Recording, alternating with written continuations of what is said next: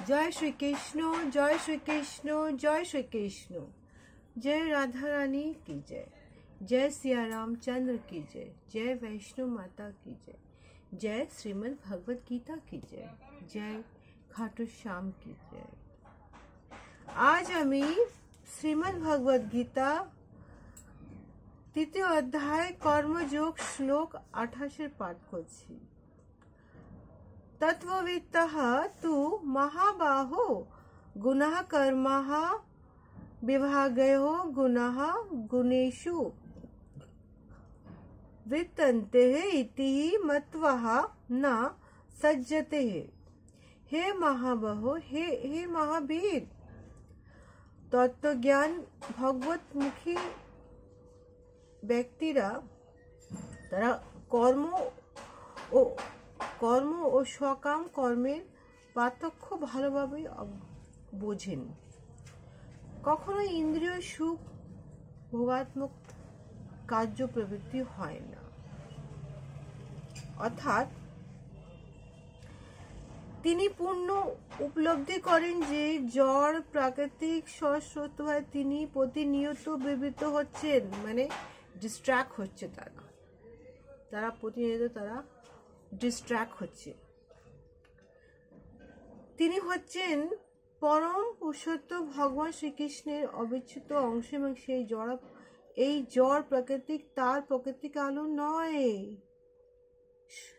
স্বয়ং সচ্চিদানন্দ অবিচ্ছেদ্য অবশেষ, তিনি প্রাকৃতিক স্বয়ং সচ্চিদানন্দ তার প্রাকৃতিক স্বরূপ জানেন। তিনি আমাদের হৃদয়ে সঙ্গম করেন। তিনি কোনো না কোনো কারণে দেহাত্মা বুদ্ধি আবদ্ধি হয়ে পড়েছেন। তার শুদ্ধ স্বরূপ তিনি হচ্ছেন ভগবানের নিত্য দাস হয়ে যাওয়া। ভগবানের নিত্য দাস হয়ে যাওয়া, ভক্তি সহকারে ভগবান শ্রীকৃষ্ণ সেবায় নিজের সমস্ত কর্মকে দান দিয়ে দেওয়া। কি ভগবান, আমি কিচ্ছু না, আমি তোমার চরণের, শুধু তোমার চরণের ধুলি করা ভগবান, আমি কিচ্ছু না। জয় শ্রীকৃষ্ণ, জয় শ্রীকৃষ্ণ, জয় শ্রীকৃষ্ণ। শ্লোক 29। प्राकृतेः गुणाः संमूढाः सज्जन्ते गुणः कर्मेषु तान् अकृतः स्निविद्धः मन्दान् कृतः स्निविद्धः न विचलन्ते। অনুবাদ: জড় প্রাকৃতিক গুণের দ্বারা মোহ আচ্ছন্ন হয়ে অজ্ঞান ব্যক্তিরা জাগতিক কার্যকলাপে প্রবৃত্ত হয়, কিন্তু তাদের কর্ম নিকৃষ্ট হলেও তত্ত্বজ্ঞানী পুরুষরা সেই মন বুদ্ধি ও অল্পজ্ঞ ব্যক্তিগণকে ব্যতীত হতে দেন না। তার মানে কি? তার মানে এটাই হচ্ছে কি ভগবান বলছেন কি, আমি জানি এই পৃথিবীতে এসছো, পৃথিবীর সমস্ত কর্ম করছো, মোহ আচ্ছন্ন হচ্ছ, তুমি তো ডিস্ট্র্যাক্ট হয়েই যাচ্ছ, কিন্তু তার মধ্যে তুমি সমস্ত কর্মকে, সমস্ত কিছুকে আমার চরণে তুমি ভগবান, তুমি আমার চরণে তুমি দান করে দাও। তখন দেখবে সব কিছু আমি নিয়ে নেব।